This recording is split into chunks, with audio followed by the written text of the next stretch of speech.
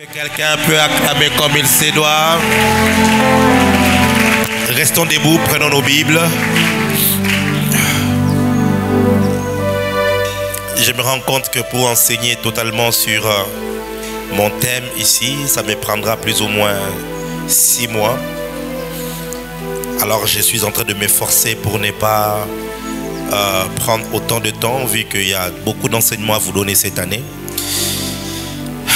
J'espère que Dieu me donnera la grâce de pouvoir vous dire au moins l'essentiel de ce que vous devez savoir. Michée chapitre 4, le verset 5. Nous allons prendre 3 textes. Et puis après nous prendrons Actes des Apôtres chapitre 4 aussi. Nous lirons du verset 1 au verset 12. Et puis nous prendrons le psalmiste chapitre 118. Michée chapitre 4. Pour ceux qui cherchent Michée, c'est le livre qui vient juste après le livre des Hébreux dans le Nouveau Testament. Il y a l'épître des Hébreux et puis juste après il y a Michée derrière. Si tu trouves ça là-bas, il faut chercher la délivrance. Est-ce que vous y êtes? Je sais que tu ne lis pas souvent Michée, c'est comme ça que tu traînes, mais trouve quand même. Alléluia. Michée, c'est la même famille avec les Naoum, les Habakkuk, les Abdias. Ce sont les livres qui ont des blessures intérieures. Parce que souvent on les néglige. Les Sophonies. Au Nouveau Testament, il y a les Philémon, les Tites. On peut lire ensemble, allons-y. Tandis que tous les peuples marchent, chacun, au nom de son Dieu, nous marcherons, nous, au nom de l'Éternel, notre Dieu, à toujours et à perpétuité. Actes des Apôtres, chapitre 4. Alors, l'apôtre Pierre et Jean ont guéri cet homme au nom de Jésus-Christ. Cet homme qui était impotent et qui s'asseyait à la porte qu'on appelle la Belle du temple de Jérusalem. À cause de ce tollé que ça créait, on les a arrêtés. Et donc, ils sont maintenant passés devant le Sanhédrin. C'était comme la cour de tribunal, mais pour les religieux. Alors, ils devaient donc être jugés. Et ceci est leur plaidoyer. Alors, bon, prenons, à la maison, tu pourras lire...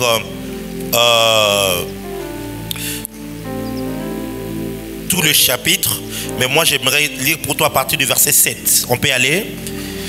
Actes des Apôtres chapitre 4 à partir du verset 7. Ils firent placer au milieu d'eux Pierre et Jean et leur demandèrent par quel pouvoir et au nom de qui avez-vous fait cela? Ceux qui les questionnent ici, ce sont des hommes spirituels. Spirituels selon leur religion, c'est-à-dire ils ont la religion juive et ils connaissent tout ce qu'il y a derrière, ils connaissent tous les secrets derrière leur religion. Ils voient donc un miracle s'opposer et ils posent une question précise. C'est par quel pouvoir?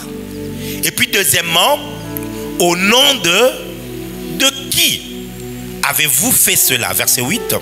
Alors Pierre, rempli du Saint-Esprit. Si la Bible que tu tiens est la tienne, tu soulignes cela. Rempli du Saint-Esprit, leur dit: chef du peuple,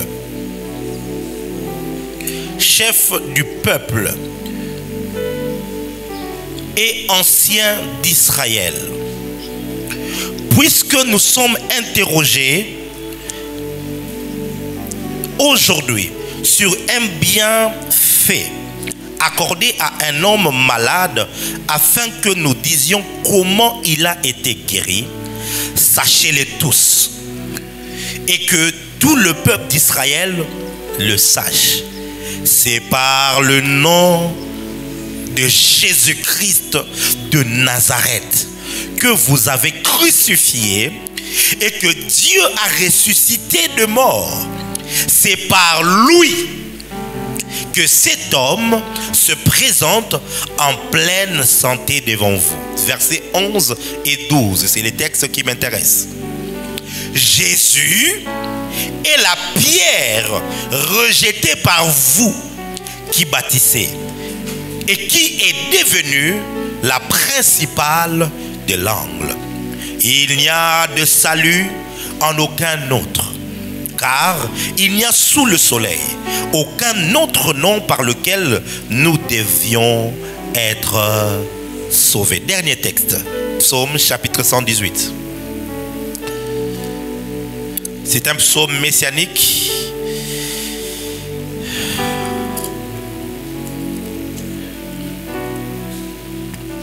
Nous allons lire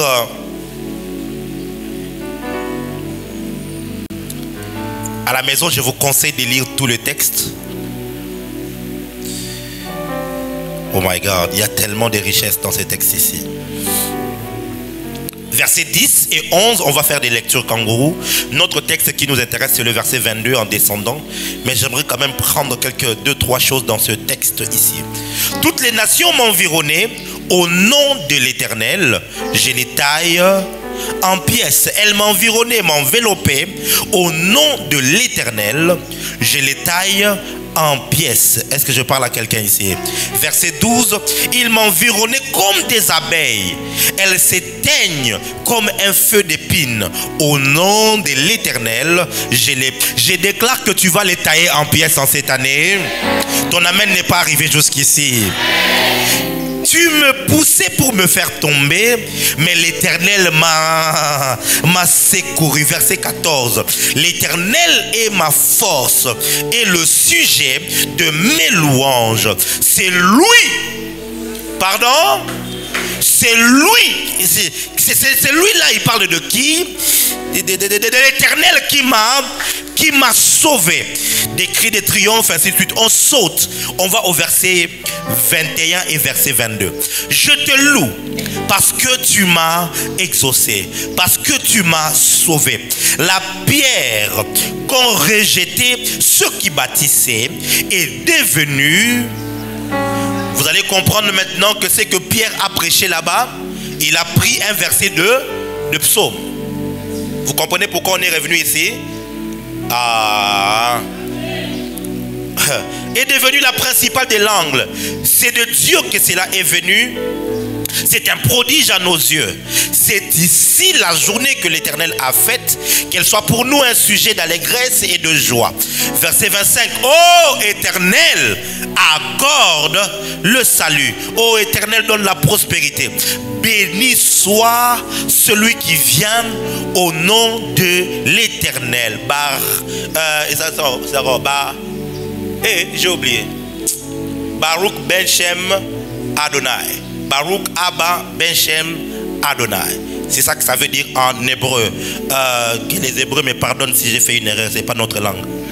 Voilà, nous vous bénissons de la maison de l'Éternel. L'Éternel est Dieu et il nous éclaire. Écoutez ceci, attachez la victime avec des liens, amenez-les jusqu'aux cornes de l'autel.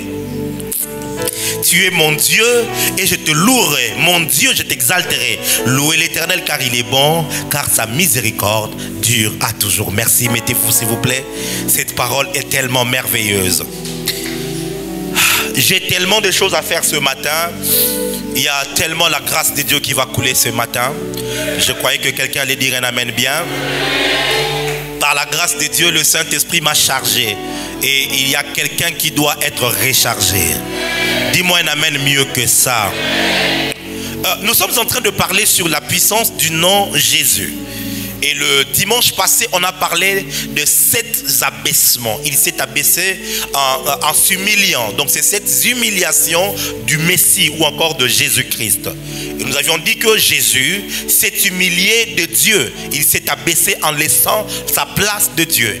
Il s'est humilié du ciel en quittant son habitation. Il s'est humilié des anges en devenant moins que les anges. Il s'est humilié des hommes parce qu'il était le moindre de tous les les hommes. Il était l'esclave, le ver. Il s'est humilié aussi des animaux en prenant la forme d'un agneau qui est l'animal faible. Il s'est humilié devant la mort car il ne pouvait pas mourir vu qu'il était sans péché, mais il a accepté de donner sa vie. Il s'est humilié devant le séjour même de mort car il est descendu jusque là. Et nous avions dit que ce qui fait sa puissance, ce qui fait sa notoriété, c'est en réalité l'œuvre de rédemption qu'il a accomplie. Dis-moi un amen bien.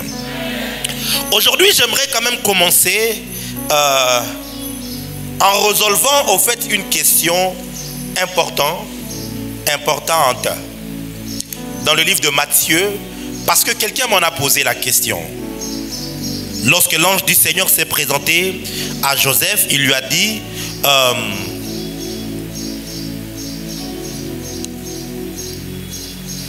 Matthieu chapitre 1 versets 20 et 21. Comme il pensait, voici un ange du Seigneur lui est apparu en songe et lui dit: Joseph, fils de David, ne crains pas de prendre avec toi Marie, ta femme, car l'enfant qu'elle a conçu vient du Saint-Esprit. Elle enfantera un fils et tu lui donneras le nom de Jésus. C'est lui qui sauvera son peuple de ses péchés. Tout cela arriva afin que s'accomplisse ce que le Seigneur avait annoncé par le prophète. Voici, la Vierge sera enceinte. Elle enfantera un fils et on lui donnera le nom d'Emmanuel. Cette prophétie-là, nous la trouvons dans les livres d'Ésaïe. Ésaïe chapitre 7.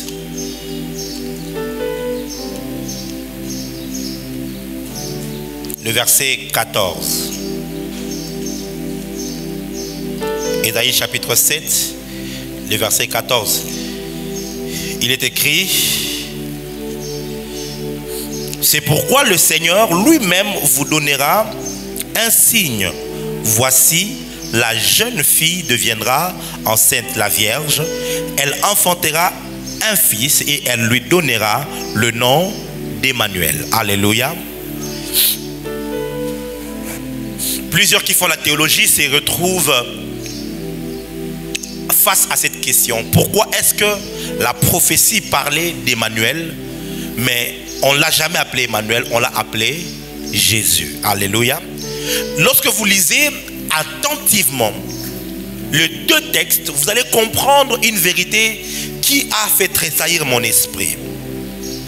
L'ange vient et il dit à Joseph: ne crains pas de prendre la femme avec toi, car l'enfant qu'il porte vient du Saint-Esprit.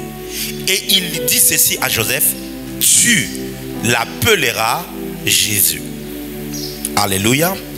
Alléluia. Tu l'appelleras Jésus. Le prophète Ésaïe, pendant qu'il prophétisait, il parle de Marie ou de la Vierge. Elle sera enceinte, elle enfantera un fils et elle lui donnera le nom, ou elle l'appellera Emmanuel. Emmanuel, c'est la révélation qui est donnée à Marie à cause de l'expérience qu'elle va porter. Il y a une relation particulière qu'une mère entretient avec l'enfant dans le ventre. Aucun père ne peut connaître ça. Il y a des choses qui se passent dans le ventre, seule une femme peut comprendre les changements. Et cette expérience-là, Marie était celle qui devait la vivre. Alors on dit ceci: puisque c'est elle qui a vu l'ange, le Saint-Esprit est venu sur elle, et qu'elle a eu la grossesse sans le concours d'un homme, elle aura la révélation que cet enfant n'est pas un enfant normal. Il n'est pas un enfant naturel. Et elle, Marie, appellera cette expérience, elle appellera cet enfant Dieu au milieu de nous. Voilà pourquoi, lors de la fête de Canaan, alors qu'il n'y avait plus de vin, Marie est venue vers Dieu au milieu de nous. Et elle lui a dit: il n'y a plus d'eau, fais quelque chose. Parce qu'il savait que Dieu est au milieu de nous. my God, my God, my God. Même quand Jésus a dit non, ce n'est pas encore mon temps, Marie est allée dire aux serviteurs, faites tout ce qu'il vous dira. La seule personne à qui on peut faire tout ce qu'il dira, c'est Dieu. Et Marie avait donc une révélation personnelle à cause de son expérience. Donc désormais vous devez savoir qu'il n'y a pas eu une contradiction. La Bible ne se contredit pas. Ceux qui voient la contradiction n'ont pas simplement la lumière. Quand tu as la lumière, tu comprends exactement ce que la Bible dit. La Bible ne s'est pas contredite. Emmanuel, c'est l'expérience de Marie. Parce que c'est par elle que Dieu a pris la forme humaine. Est-ce que quelqu'un me comprend? Mais maintenant, Jésus, c'est la parole qui a été donnée à Joseph. Tu l'appelleras Jésus. Pourquoi? Parce qu'il fallait que Joseph comprenne que le salut est arrivé vers les hommes. Je vais le simplifier, je ne vais pas te compliquer. Emmanuel révèle son identité. Et Jésus révèle sa mission. Et comme il devait avoir une appartenance physique de la lignée de David, Joseph était celui qui était le descendant de David. C'est comme ça qu'il commence à lui dire, Joseph, fils de David, ne crains pas. Et c'est à cause de la mission. Pourquoi? Parce que le Messie devait faire partie de la descendance de Joseph. On l'appelle le rejeton de David, c'est-à-dire celui qui est descendu de David. Et à cause de sa mission, on l'appelle Jésus. À cause de sa nature, on l'appelle comment? Si tu as compris, acclame le Seigneur.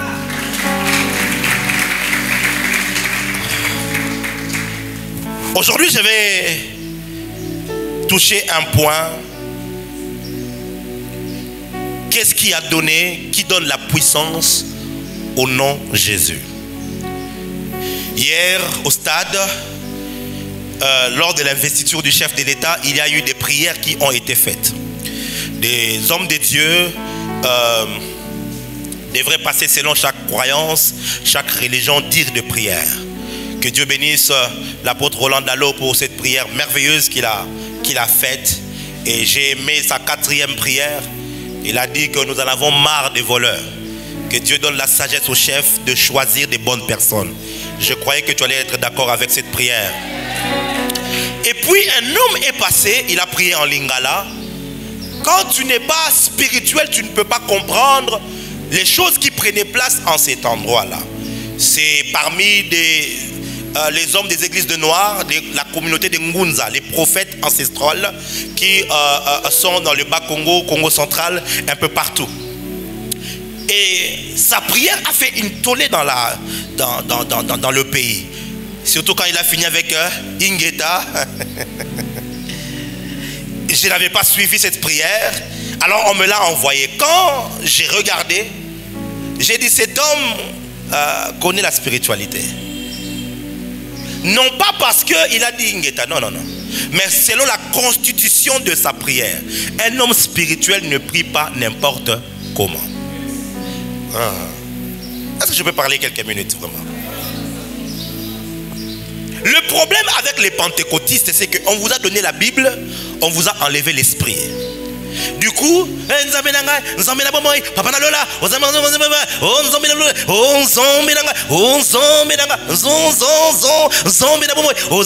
oh Seigneur, tu es Dieu, ni les comme ta papa, oh papa. Mais quand vous lisez spirituellement cette prière, tu vas te rendre compte que cet homme a donné une direction à sa prière. Parce que lorsqu'il s'agit de la prière ou encore de l'invocation, la chose primordiale à définir, c'est la direction. Elle prend quelle direction? Bon, ça c'est pour un autre jour, dans les 120 jours de prière. Il a commencé à dire Nzambe ya bakoko nabiso. Dès l'instant où il dit ça, toi tu vas croire qu'il a juste parlé. Dès l'instant où il dit ça, il vous montre directement que vous n'avez pas le même Dieu. Parce que nous ne prions pas les dieux de nos ancêtres. dès cet instant-là, vous allez comprendre maintenant qu'un certain mouvement des gens de l'Europe qui ça disait que c'était la politique, en réalité c'était un mouvement spirituel. Parce qu'ils avaient le même cri là. Et ils frappaient les pasteurs, hein? Ils désacralisaient les églises. Ah Seigneur, je ne sais pas si vous êtes prêts à entendre ces choses. Il a commencé à dire Simon Kimbangu a salé là. Malheureusement, ils introduisent Simon Kimbangu dans une bêtise dans laquelle il n'a jamais été. Simon Kimbangu prêchait Jésus. Ah oui. Il prêchait Jésus. Il dit Nzambe o Kimpavita à Saïlaki. On bâtit à Saïlaki. Il cite là certains de Ngunza les plus puissants que nous avons eu dans notre pays. Il identifie la direction que doit prendre sa prière. Et dans Michée, on nous donne la réponse. Il dit chaque peuple marchera au nom de son Dieu. Aïe, aïe, aïe, aïe. Est-ce que je parle à quelqu'un? Chaque peuple marchera au nom de son Dieu. Il dit mais nous allons invoquer le nom de l'Éternel. Parce que là, après avoir fixé la direction, il faut donc fixer le nom qui va te donner l'accès à ta prière. C'est la raison pour laquelle cet homme a cité quelques noms. Par ces noms-là, il se connecte à une divinité, il se connecte à une source.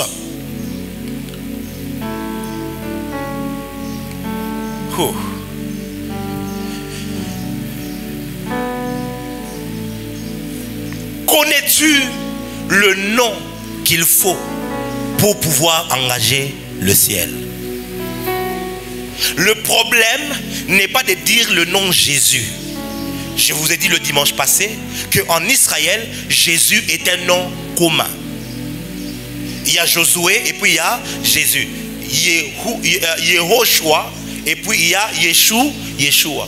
Quand vous allez dans le pays, les pays latinos, Brésil, Argentine, Mexique, il y a beaucoup de Jésus là-bas. Beaucoup d'enfants portent le nom de Jésus. Il y a même un joueur qui s'appelait Jésus aussi. Il était de quelle nationalité? Brésilien, je crois. Gabriel Jésus. Alléluia. Ce n'est pas le fait de citer ce nom. La preuve, tu as plusieurs fois prié au nom de Jésus. Ça ne veut pas dire que tu as toujours reçu la réponse. Vrai ou faux? Hein?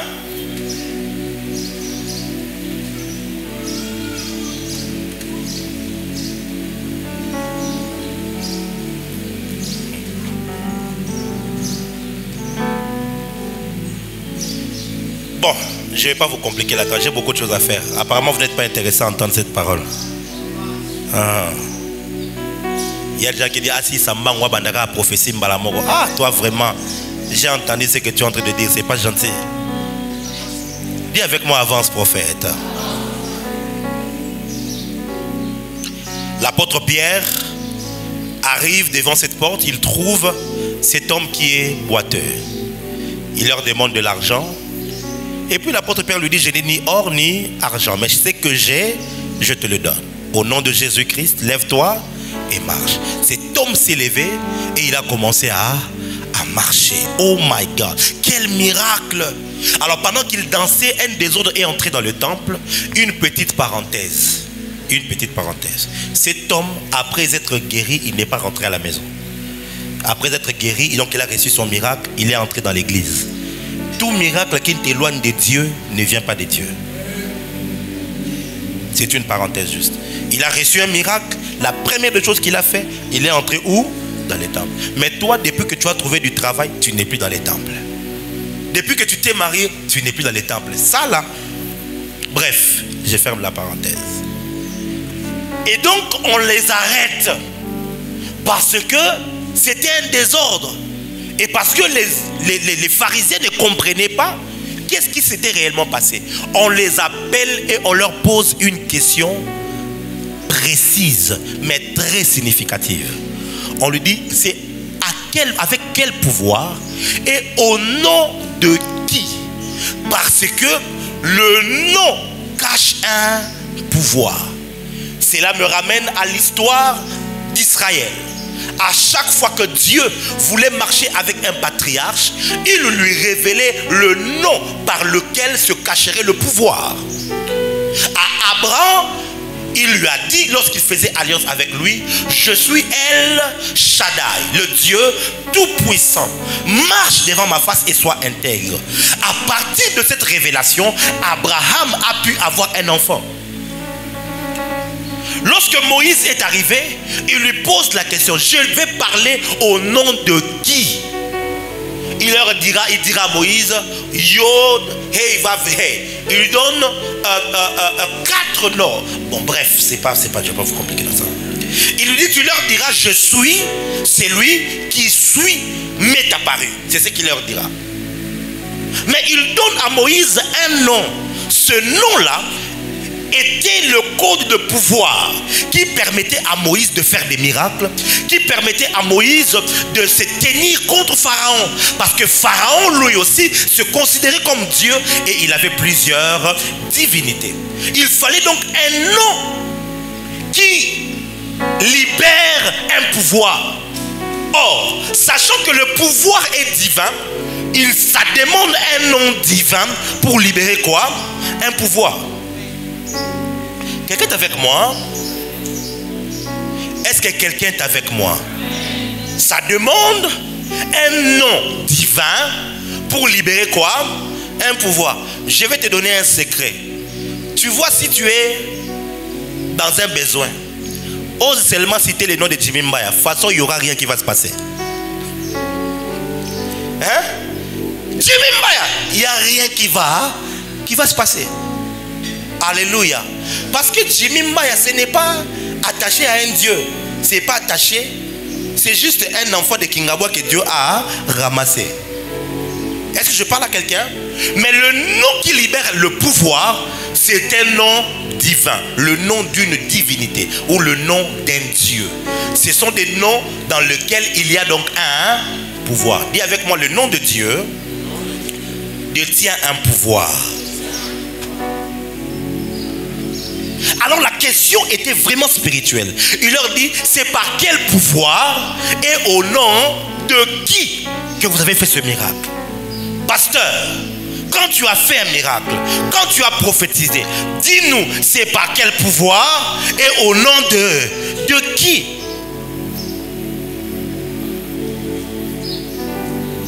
L'apôtre Pierre, poussé par l'Esprit, pour qu'il parle, la première des choses, il a commencé par être rempli du Saint-Esprit. Le problème avec l'église aujourd'hui, c'est que beaucoup essayent de parler, mais ils ne sont pas remplis du Saint-Esprit. Donc quand tu n'es pas rempli du Saint-Esprit, tu n'auras pas l'inspiration.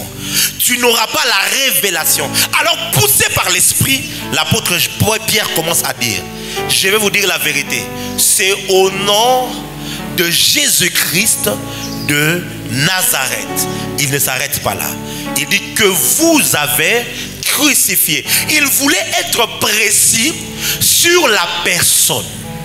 La première chose que tu dois retenir dans l'enseignement d'aujourd'hui, c'est que le pouvoir du nom Jésus est attaché à la personne de Jésus.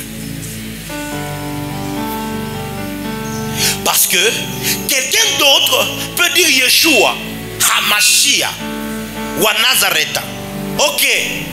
Mais qui vous dit qu'à Nazareth, Jésus était le seul Jésus? Il n'était pas le seul Jésus. Ma femme m'a montré hier quelqu'un sur Facebook. Il s'appelait Jimmy Chungu. Ah bien, ton nom, il a écrit ça tel que tu écris ton nom. Parce que je savais qu'il y avait les Jimmy Cliff, Jimmy Hendrix. Je ne sais pas si mon père s'était inspiré d'eux, je ne sais pas. Mais il y avait des Jimmy comme ça, mais eux c'est J-I-M-M-Y. Moi à l'école j'ai dit non. Moi je vais m'appeler comme les Congolais. D-J-I-M-Y. Ce qui fait que mon nom, mon prénom est rare. Mais on a trouvé quand même quelqu'un qui a écrit exactement comme moi, Jimmy Chung. Donc on ne peut pas dire qu'à Nazareth, Jésus était le seul. Non, il y avait plusieurs. Alléluia. Mais la révélation ou encore la puissance du nom est cachée lorsque tu identifies la personne.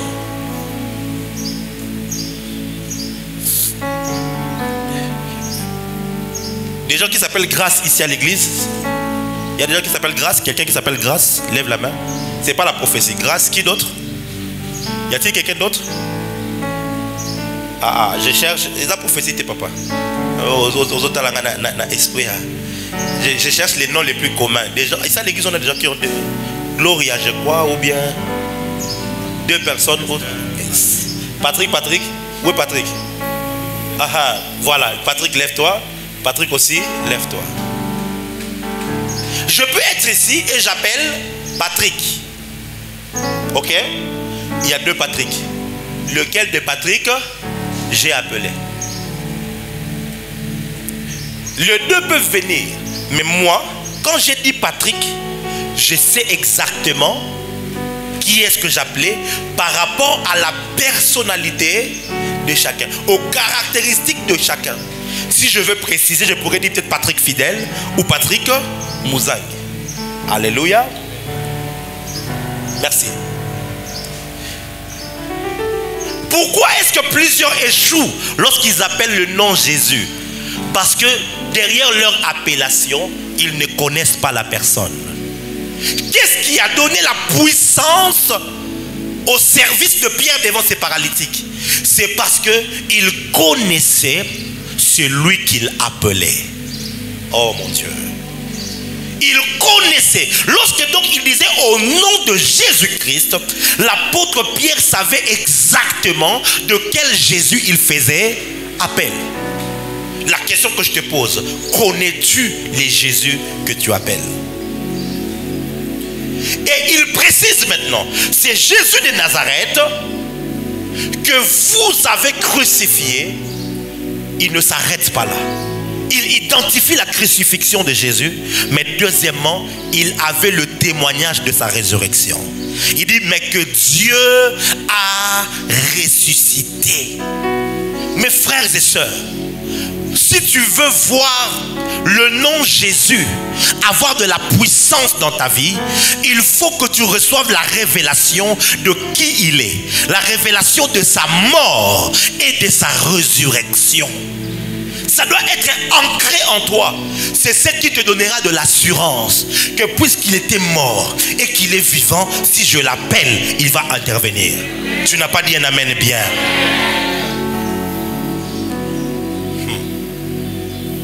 Il ne s'arrête pas là. Amène-moi l'eau, s'il te plaît, que je demande.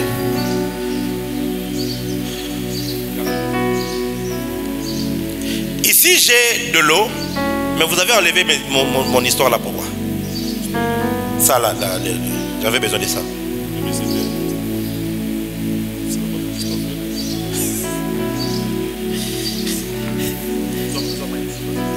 Amène-moi une bouteille qui a...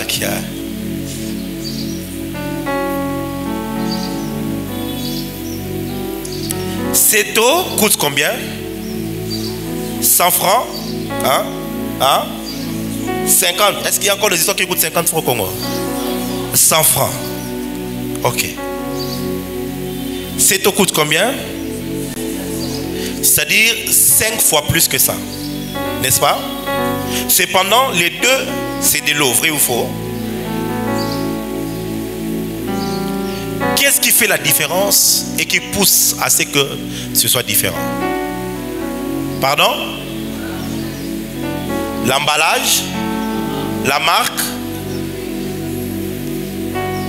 Tout ce que vous allez citer viendra en dernier lieu. En premier lieu, c'est la qualité de traitement qu'en subit chaque élément. C'est toujours de l'eau. Tu as une couleur, au moins on a une couleur. Ça vient de notre régie des eaux. Le traitement a été fait depuis l'heure centrale, Mais nos tuyaux ici qui ont 100 ans, 60 ans, c'est compliqué. Et cette eau ici est passée par des machines, espérons que c'est vraiment vrai. C'est ce qu'on nous dit, non? On a mis des produits supplémentaires. Donc on a pris cette eau et on a retravaillé. On a mis des produits à l'intérieur. C'est passé par des traitements. Des chimistes ont regardé. Ils ont approuvé que cette eau était réellement devenue pure. Maintenant, à cause du travail accompli pour cette eau, la marque que vous voyez ici a plus de valeur. Ce qui donne la valeur à la marque que je ne vais pas citer parce qu'ils ne m'ont pas payé.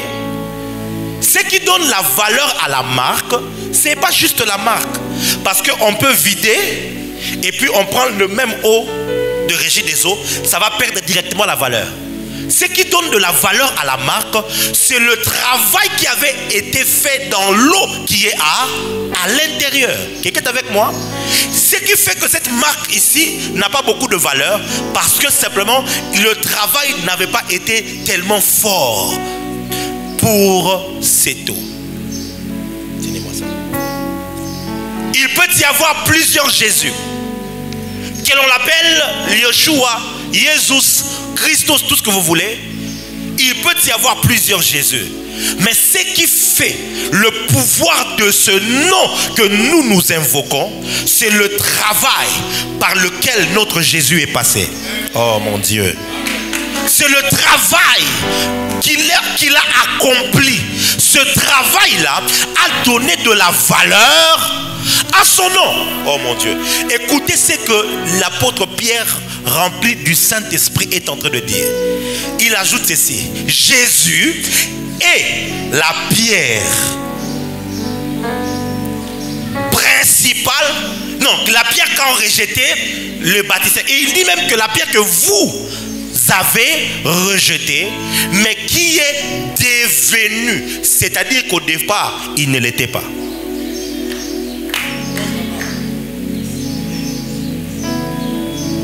Quelqu'un est avec moi? Aussi longtemps que Jésus était sur la terre, pendant à peu près 33 ans, il n'y a aucune personne qui a été sauvée en son nom. Aucune. Les gens ont été guéris. Et même quand ils étaient guéris, ils n'étaient pas guéris en son nom. Ils étaient guéris par l'huile qu'il avait remis à ses disciples. Mais lorsqu'il est monté sur la croix, un homme a dit: je reconnais que même dans ton humiliation, tu es le Fils de Dieu. Souviens-toi de moi quand tu seras à la... Oh my God, dans ta gloire. Il l'a regardé. Il lui a dit: je te l'ai dit, aujourd'hui tu seras avec moi dans le paradis. C'est lorsque Jésus a versé de son sang, il a payé de sa vie, il a fait le sacrifice. Alors son nom a eu de la valeur. Si tu veux que son nom ait de la valeur dans ta vie, il faut que tu aies la révélation de ce qu'il a accompli comme travail. Est-ce que je parle à quelqu'un? Est-ce que je parle à quelqu'un? Je te dis quelque chose, si ton esprit arrive à capter cela, rien ne va te résister dans la vie. David est en train d'écrire maintenant. Il parle du nom de l'Éternel. Quand on parle d'Éternel dans la Bible, en hébreu, en fait, en réalité, on parle de Hachem. Dis avec moi Hachem. Dis bien Hachem. Nabi Rachel T. J'ai dit Hachem. Hey. Rachel Wab. Dis encore bien Hachem. D'où est venu le nom ou encore cette appellation Hachem? Lorsque Dieu a donné son nom à Moïse, Moïse l'a transféré au sacrificateur. Et ils se sont rendus compte d'un problème. Tout celui qui citait ce nom mourait. Tout celui qui citait le nom de Dieu mourait. Parce qu'il y a une loi. Dit: tu ne citeras pas le nom de l'Éternel en vain. Alléluia. Donc citer le nom de l'Éternel était en réalité une peine, une sentence de mort. Alors les Juifs ou encore les religieux de l'époque, ils ont commencé à enlever des syllabes dans ce nom qui leur avait été donné. Ils ont commencé à enlever. Même quand ils enlevaient des syllabes, quand même, les gens continuaient à mourir. C'est une longue histoire. Pour faire court, afin de pouvoir sauver leur vie, ils ont décidé de ne plus appeler ce nom-là par ce nom. Ils ont décidé juste de pointer ce nom. Ainsi, ils ont commencé, quand ils veulent parler de Dieu, ils parlent de Hachem, c'est-à-dire ce nom-là. Vous voyez? C'est pour ça que Jésus, lorsqu'il nous demande de prier, dit que la première des choses, que ton nom soit sanctifié. J'en reparlerai un autre jour. Donc quand vous voyez dans la Bible, on dit l'éternel Dieu, l'éternel Dieu, l'éternel Dieu, en hébreu, ce qui est écrit réellement, c'est Hachem Adonai, ou Hachem quelle autre chose. Ok? Hachem, ça veut dire simplement Komboyo Wana. Ce nom qu'on ne peut pas citer. Mais bizarrement, David est en train de dire que Éternel, viens me sauver. Je les mets en pièces. Il dit, je les mets en pièces, pas n'importe comment. Il dit, en ton nom, je les mets en pièces. David, quel est ce nom que tu appelles pour mettre en pièces tes ennemis? Parce que tu ne nous dis pas quel est ce nom, mais tu dis seulement qu'en ton nom éternel. Il dit, si vous apprenez quand même le langage biblique, ça va vous aider. Hein? Normalement, nous croyons que l'éternel c'est un nom. Mais donc c'est une tautologie de dire en ton nom éternel. Vous voyez? Parce que la vérité est que éternel ce n'est pas un nom. C'est juste une appellation pour éviter de citer le vrai nom. Maintenant David dit en ton nom éternel, c'est-à-dire que je connais ce nom-là.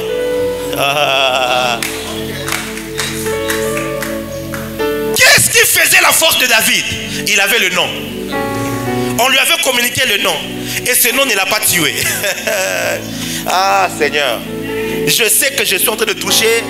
C'est comme des pièces de puzzle. Mais suis-moi attentivement, tu vas me comprendre. Dans 10 minutes. Et je vais commencer la prière.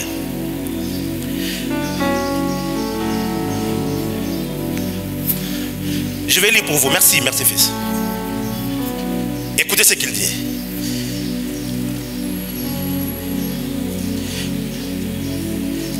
Il dit, elles m'environnaient comme des abeilles, elles s'éteignent comme des épines. Au nom de l'Éternel, je les mets en pièces.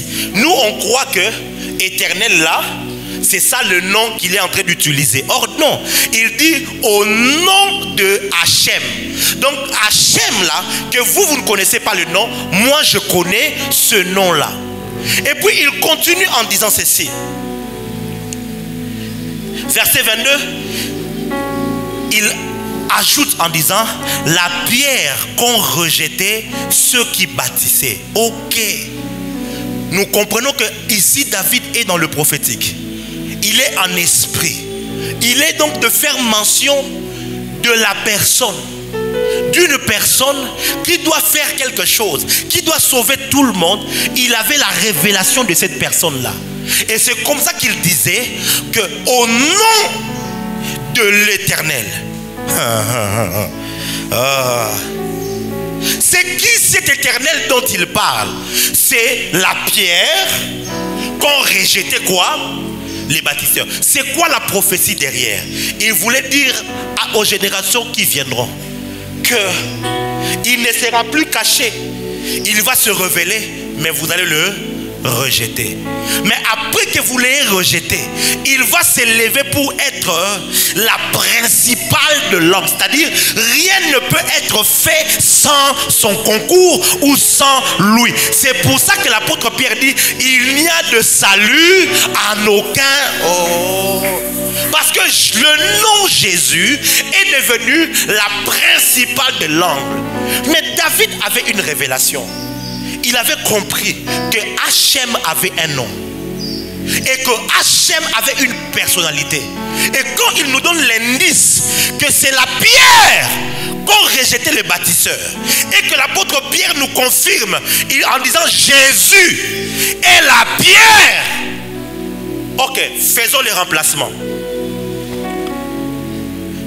Jésus est la pierre. Ok. Enlevons Pierre, mettons Jésus. Lisons maintenant le verset.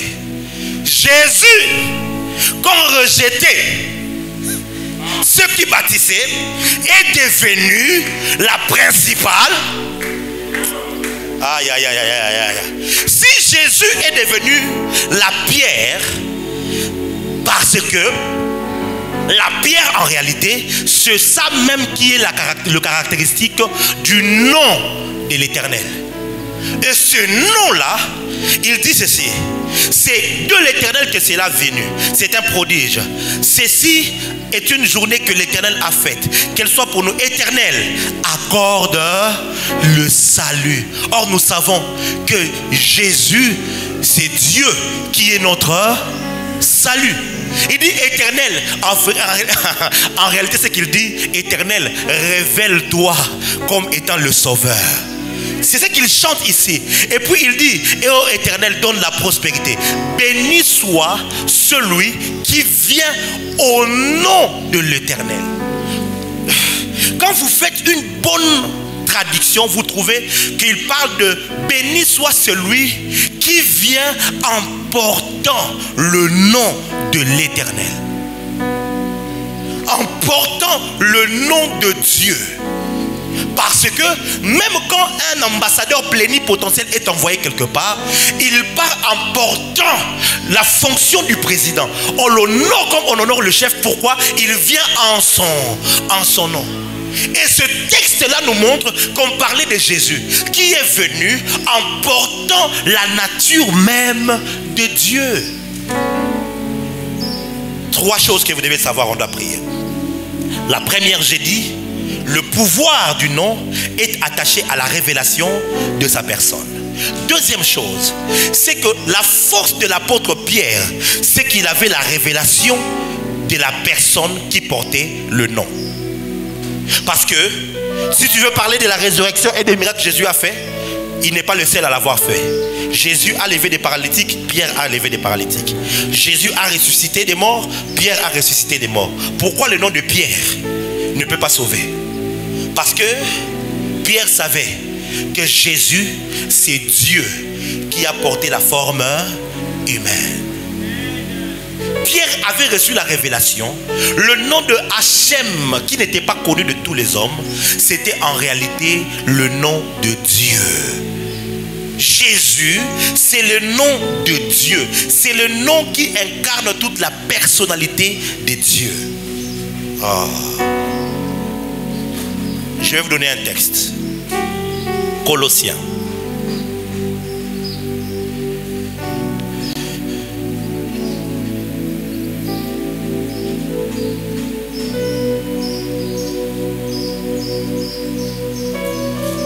Oh, ya maman.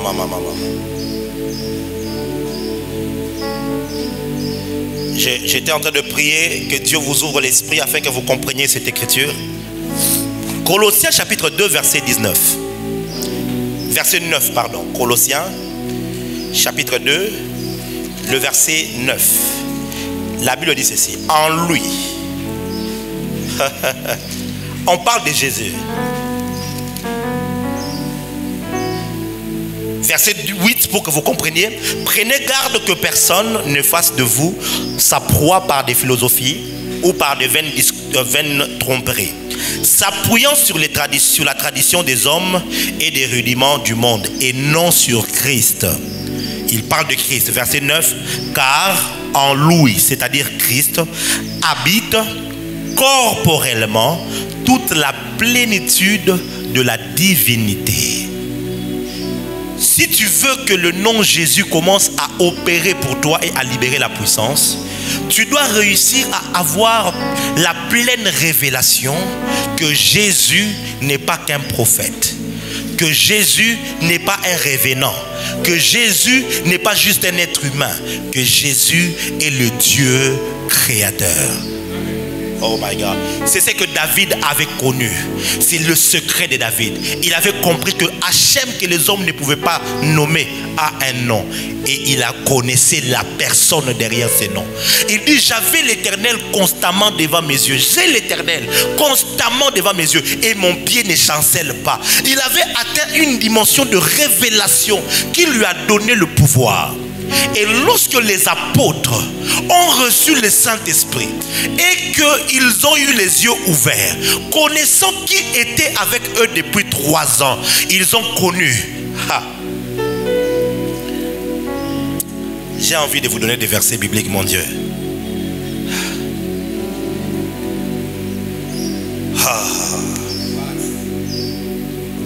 Ils ont reçu la révélation que Jésus est le Dieu créateur.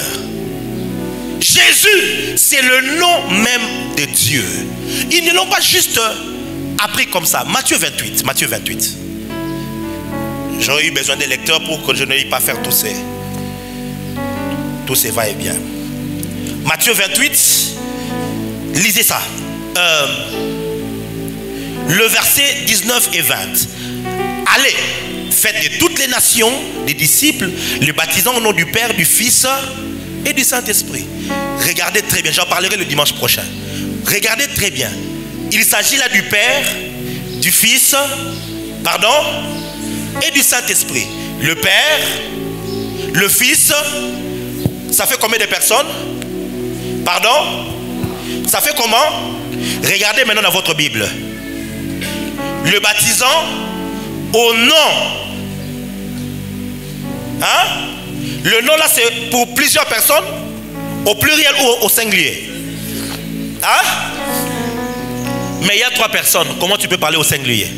Ça devait être au nom A-U-X et puis nom avec S. Parce qu'il s'agit un nom pour le Père, un nom pour le Fils et un nom pour le...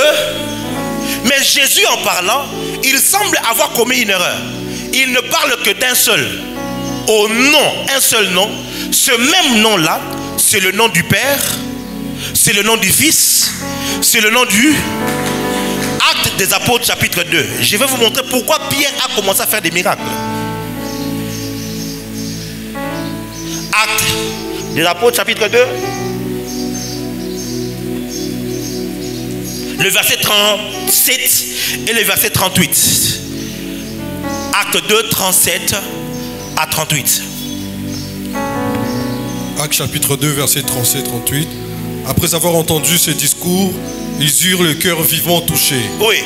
Et ils dirent à Pierre et aux apôtres, oui. Hommes frères, que ferons-nous? Pierre leur dit, répentez-vous et que chacun de vous soit baptisé au nom de Jésus-Christ. Oh! Pardon? Que chacun de vous soit baptisé au nom de Jésus. Pierre, Jésus ne t'a pas dit ça? Jésus t'a dit, il faut baptiser comment? Au nom du Père, du Fils et du Saint-Esprit. Mais Jésus n'a parlé que d'un seul nom parce qu'il parle au singulier. Quand le Saint-Esprit maintenant est venu sur Pierre, c'est pourquoi Pierre était rempli du Saint-Esprit avant de parler. Quand le Saint-Esprit n'est pas encore sur toi, tu peux avoir des confusions. Mais quand le Saint-Esprit vient, il a directement la révélation qu'il ne faut pas s'être fait baptiser avec un autre nom du Père, un autre nom du Fils et un autre nom du Saint-Esprit. Le nom du Père, le nom du Fils, le nom du Saint-Esprit, c'est-à-dire Dieu dans sa totalité, est condensé, est placé dans une seule personne. C'est pourquoi Colossiens nous donne la révélation de 9. En lui habite corporellement la plénitude. Quand on parle de la plénitude de la divinité, c'est-à-dire Dieu dans sa totalité. Dieu dans sa totalité, il est Père, il est Fils et il est Saint-Esprit. Et le Dieu dans sa totalité, et il s'est emmagasiné dans une seule personne. L'apôtre Pierre nous donne la révélation. Soyez baptisés au nom de Jésus-Christ. Le nom de Dieu, c'est Jésus-Christ. Le nom qui engage la divinité, c'est Jésus-Christ. Ce n'est pas El Shaddai. Ce n'est pas, je ne sais pas moi, El Olam. Ce n'est pas El Elyon. Non. Dieu, en ce jour, porte un seul nom. Ce nom s'appelle Jésus-Christ. Lorsque tu as la révélation que lorsque je cite ce nom, j'engage Dieu sur son trône. J'engage la plénitude de Dieu. Aucun démon ne va te résister. Aucune maladie ne va te résister. Le problème de plusieurs, c'est que vous n'avez pas cette révélation de savoir que le nom du Père, c'est quel nom? Le nom du Fils, c'est quel nom? Le nom du Saint-Esprit, c'est quel nom? C'est Jésus-Christ, le seul. C'est pourquoi l'apôtre dit, il n'y a de salut en aucun autre. Le Dieu qui est censé donner le salut s'appelle Jésus. Le Dieu qui sauve s'appelle Jésus. Il dit, au nom de l'Éternel, je les taille en pièces. Quel est ce nom de l'Éternel? Aïe, aïe, aïe. David avait reçu la révélation. Si je veux marcher dans la puissance, il faut que je marche avec le nom Jésus. Au nom de Jésus, ta maladie va te quitter. Au nom de Jésus, la mort recule. Au nom de Jésus, tes problèmes ont la solution. Pourquoi? Quand tu reçois la révélation de ce nom, alors le pouvoir va naître. Tu veux marcher dans le pouvoir du nom? Apprends à connaître la personne. Voilà pourquoi je t'encourage. Lis les évangiles. Étudie cette personne jusqu'à ce que tes yeux s'ouvrent. Ils étaient avec lui tous les jours. Et puis un jour, il se réveille et puis il leur pose la question. Qui dit-on que je suis? Moi, le Fils de l'homme.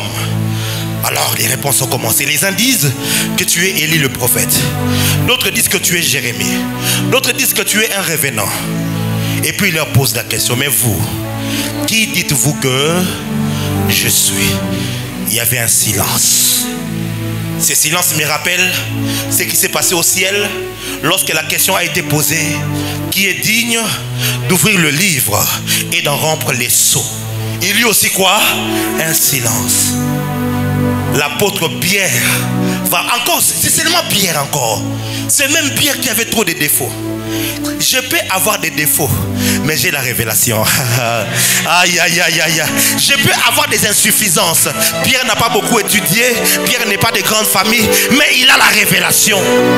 Il dit, tu es le Christ, le Fils du Dieu vivant. Jésus le regarde et puis il dit, ce ne sont pas la chair et les sangs qui t'ont révélé ces choses. Qui t'ont fait quoi? Qui ne t'ont pas informé, mais qui t'ont... La connaissance de Jésus qui donne la puissance, ce n'est pas l'information que je te donne. C'est la révélation que tu auras. Ouais. Parce que Pierre, ce n'était pas la première fois qu'il sache que Jésus était le Christ. Non. Non, ce n'est pas la première fois. Trouve-moi ça, Jean chapitre 1. Quand son frère André est venu le chercher, il lui a dit, nous avons trouvé le Christ, celui dont parlent les Écritures. Donc quand Pierre venait là pour la première fois, il avait déjà l'information qu'il allait voir qui? Le Christ.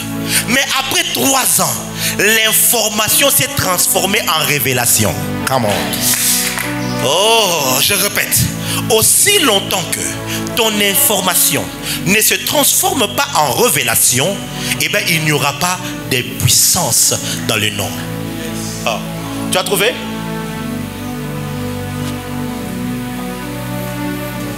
Je répète encore. Le problème qui fait que tu dis au nom de Jésus, il n'y a rien. Jesus, rien. Jésus, rien. On raconte l'histoire de 3 personnes de 3 religions différentes. Tu as trouvé? Oui. Ok, un instant. Jean chapitre 1, verset 41. Ce fut lui qui rencontra le premier son frère Simon. Et il lui dit, nous avons trouvé le Messie. Le Christ. Ce qui signifie Christ. Et il le conduisit vers Jésus. Donc quand Pierre allait vers Jésus, il avait l'information que c'est Jésus-là qu'on va avoir. C'est qui?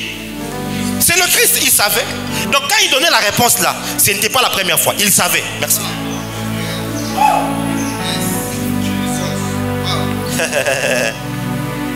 Une petite parenthèse. Je peux connaître mon fils ici, il s'appelle David Joël. Je le connais, j'ai l'information. Mais quand je suis en esprit, je peux te faire tenir debout. Je dis, je dois David Joël. Quand je parle comme ça, ne dis pas que je parle parce que je connais ton nom. Parce qu'en ce moment-là, je parle par révélation. C'est lui qui a les oreilles prophétiques, il comprend. Oh, mais na soleil qui n'a prophète à pas koloba. T'es tant de soleil qui a soleil nanga. Mais tant qu'on a ça kola moli monda ça nini. Aloba. Bon, je ferme la parenthèse. Je tiens à ce que tu comprennes que Pierre avait l'information. Il savait. Pour y a poto tika nda kuna biso 3 ans tolandaka yo, c'est que photo yeba quand même kozana eloko ko. Hein? Faut qu'on sache. Mais ce jour-là, lorsque l'apôtre Pierre va dire tu es le Christ, le Fils du Dieu vivant, Jésus a dit ce ne sont pas la chair et le sang qui t'ont révélé. C'est-à-dire quoi? Ce n'est pas André qui t'a donné cette information. André, pardon, t'a donné l'information, mais il n'a pas transmis la révélation. En cet instant ici, c'est le Père qui ouvre tes yeux spirituels. Tu ne me vois pas comme tout le monde me voit. Tu m'as vu, my God. Tu m'as vu dans mon état réel. Tu m'as vu selon l'esprit. Comme tu découvres qui je suis, il dit, voici tu es Pierre. Sur cette pierre, je bâtirai mon... Il dit, je vais te donner quoi? Les clés. Comment il a reçu les clés? Parce qu'il a reçu quoi? La révélation. L'église est faible parce qu'elle a perdu la révélation. On n'entretient pas une vraie relation avec lui. La révélation ne peut venir que lorsque tu es proche de lui. Lorsqu'il y a des choses que tu ne connaîtras jamais de moi, aussi longtemps que tu viendras comme ça. Mais il y a des personnes qui ont vécu avec moi. Ils connaissent certains aspects de ma vie que toi tu ne connais pas parce qu'ils vivent avec moi. Pourquoi tu n'es pas puissant? Ce n'est pas que tu ne pries pas, c'est que tu ne vis pas avec Jésus.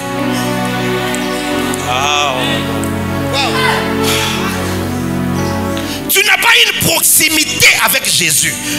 Tu ne le cherches pas dans sa parole. Tu ne vis pas avec lui. Du coup, tout ce que tu connais, c'est la formule. Au nom de Jésus n'est pas une formule. Oh, il faut le battre toujours au nom de Jésus. Assemblée le lobby au nom de Jésus. Moi, je trouve que c'est bizarre. Qui t'a dit qu'au nom de Jésus, c'est une formule? Maintenant, Jésus chassait les démons au nom de qui? C'est pas une formule. Mais c'est une vie qui va résider à l'intérieur de toi, qui fera que tu auras un impact surnaturel. Ce qui fera que tu commenceras, quand tu dis Jésus, tu sais exactement qui est-ce que tu appelles. Tu sais que je ne parle pas de Jésus de Mbandaka. Tu sais que je ne parle pas de Jésus de Ouvira. Je ne parle pas de Jésus de Kinshasa. Parce qu'il y a eu même quelqu'un ici qui s'appelait aussi Jésus. Il s'est proclamé Jésus. Il s'est proclamé Dieu. Je ne parle pas de lui. Toi, tu sauras que je parle. J'aimerais te dire ceci. Lorsque tu n'as pas encore reçu une révélation personnelle de Jésus, accroche-toi à la révélation de quelqu'un d'autre. C'est pourquoi quand l'apôtre Pierre veut bénir l'église de Philippe, comme il lui avait fait du bien, il dit, bon, vous n'avez pas encore atteint le niveau d'avoir la révélation. Il dit, et mon Dieu pourvoira à vos besoins. De quel Dieu il parlait? Il parlait de Jésus, mais le Jésus qu'il avait rencontré, le Jésus dont il avait la révélation. C'est pourquoi quand tu viens à la JLC, tu n'as pas encore la révélation personnelle. Tu peux t'accrocher à la révélation que ton Père a reçue. Tu sais que je ne suis pas dans une église religieuse. Je suis dans une église où le prophète a vu Jésus. Non pas une fois, non pas 2 fois, non pas 3 fois. Il a la révélation. Et quand je dis au nom de Jésus, je sais de quel Jésus il s'agit. Je connais qui il est. J'ai reçu la révélation de sa personne. Et la révélation m'a donné de l'assurance. L'assurance a donné de la force à mes actions.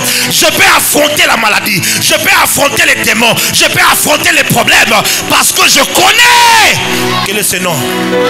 Je t'annonce ces choses afin que toi aussi tu rentres dans ta Bible, que tu commences à étudier et que tu dises Jésus, je vais te connaître. Révèle-toi aussi à moi. Si tu es vrai, si tu es réel, je vais te connaître. Tu lis les Écritures. Tu lis les Écritures. À un moment donné, le Saint-Esprit, le Saint-Esprit va venir et il va te remplir. La Bible deviendra comme un parchemin dans lequel tu seras en train de nager. Tu trouves le chemin. Oh, c'est Jésus. Tu le verras dans Genèse. Tu le verras dans Genèse. Tu le verras dans Exode. Tu le verras dans Nombre. Tu le verras dans Lévitique. Dans Deutéronome. Deutéronome, tu le verras dans Josué, tu le verras partout, parce que tu sauras que toute la divinité porte un seul nom, et ce nom, c'est le nom de Jésus. Ce qui faisait la force de David, il avait la révélation du nom. Il savait qui c'était. Il savait quelle était sa personnalité. C'est pourquoi David est l'un des prophètes qui a le plus parlé du Messie. Avec autant de... David, je crois, ça c'est mon avis. Je crois que David voyait Jésus. Je crois vraiment. Parce qu'il a tellement prophétisé. Actes chapitre 2. Pourquoi cette tumulte parmi les hommes, les rois? Pourquoi les rois et les rois, ils se lient contre l'Éternel et son roi? Il dit que l'Éternel a dit par un décret, tu es mon fils, je t'ai engendré aujourd'hui. Il parle de tout ce qui devait arriver dans la vie de Jésus. Psaume 18, il parle de sa crucifixion. Il parle de comment on a même tiré au sort sa tunique. Il parle de comment il commence le psaume en disant Eloi, Eloi, lama sabachthani. Écoute, est-ce que je peux te dire quelque chose? Sur la croix, quand Jésus a dit Eli, Eli, lama sabachthani, ce n'est pas Jésus qui a copié David. Non. C'est David qui, dans son temps, est entré dans le prophétique. Il a vu la scène de la croix. Il a entendu ce que le Messie dirait. Et il a écrit plus de 700 ans avant Eli, Eli, lama sabachthani. Quand j'ai prophétisé pour les élections, j'ai dit que le président gagnerait avec un écart et que les députés, il y aurait plus de 300 nouveaux visages. Tu vas dire peut-être que oh non, on est qui par hasard pour le président. Bon, on va député. Et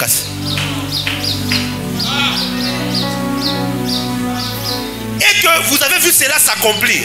Ce n'est pas l'accomplissement qui a copié ma prophétie. Non, c'est ma prophétie qui a copié là. Parce que l'accomplissement était déjà établi. Mais moi dans le passé, j'ai regardé dans le futur, j'ai vu ce qui allait arriver et je l'ai proclamé. De même aussi, quand David disait Eli, Eli, lama, mon Dieu, pourquoi m'as-tu abandonné? Ce n'est pas Jésus qui allait le copier. C'est David qui regardait dans les yeux prophétiques et il voyait ce que Jésus allait accomplir. Il a tellement prophétisé sur le Messie, tellement, parce qu'il avait la révélation. Ma prière pour toi ce matin, c'est que tu reçoives la révélation. Ma prière pour toi ce matin, c'est que tu reçoives la révélation. J'ai dit ma prière pour toi ce matin, et que tu reçoives la révélation. Que la JLC reçoive la révélation. Que la JLC soit une église qui connaît Jésus. La Bible dit, ceux du peuple qui connaîtront leur Dieu marcheront, accompliront dans la fermeté. En anglais on dit ils accompliront des exploits. Ce qui fait l'exploit, c'est la connaissance, la révélation de ton Dieu. Je ne suis plus dans la confusion de savoir, je dois appeler Elohim ou El Shaddai. Non. C'est pourquoi je ne chante pas J'irai Alpha, Elohim. Je ne chante pas ça. Parce que je connais le vrai nom. Le seul nom qui nous a été donné, c'est le nom Jésus. Mais la puissance se cache dans quoi? Dans la révélation. Quand tu le connais lui. Oh mon Dieu. Écoute, tel que nous sommes assis ici, le général John, il y a un général qui s'appelle John, non? John Chibang, c'est ça? Quelqu'un connaît ce nom-là? Général John Chibang, il y a un paquet, Jeune Aboga, il a un Moujimaï. Que Dieu l'élève encore davantage. Je l'ai vu cette nuit. John, retenez ce nom. Bientôt on aura des nouvelles à son nom. John quoi? Je ne vais pas vous dire ce que j'ai vu, mais bientôt on va parler de lui. Maintenant, nous sommes tous ici, nous connaissons tous ce nom, John. Mais si on a un problème maintenant et qu'on a besoin d'une intervention, combien d'entre nous sommes capables de l'appeler? Hein? Et même si on te donne son numéro et que tu l'appelles, qu'est-ce qui te rassure qu'il va se bouger en hâte? Tu vois? Parce qu'entre toi et lui, il n'y aurait pas forcément une grande relation. Va te dire qui t'a donné mon.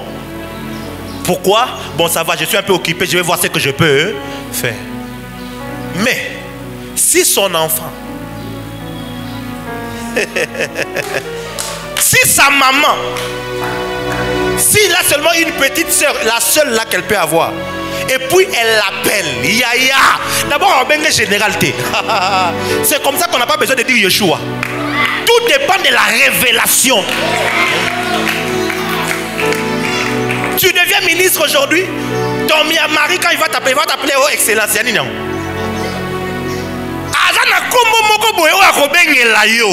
Comment aïe aïe aïe. Batu nyuso bakoyo ka bébé. Mais yo tango yo kango muteme sali ba ye. Pona nini? Parce que il y a une ré. Est-ce que je parle à quelqu'un? Ce qui donne la force, la puissance au nom de Jésus, c'est la relation que tu vas entretenir avec lui.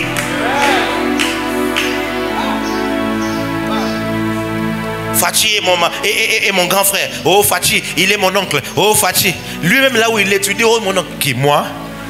Toi? Oncle depuis quand? On ne se connaît pas. Dans les réunions de famille, tu n'étais pas là. Quand on était en l'opposition, tu n'étais pas là. Quand on était en train de fuir, tu n'étais pas là. C'est seulement aujourd'hui que tu apparais. Oh, on est oncle. Bon, ça va. On va s'occuper de ton cas là-bas.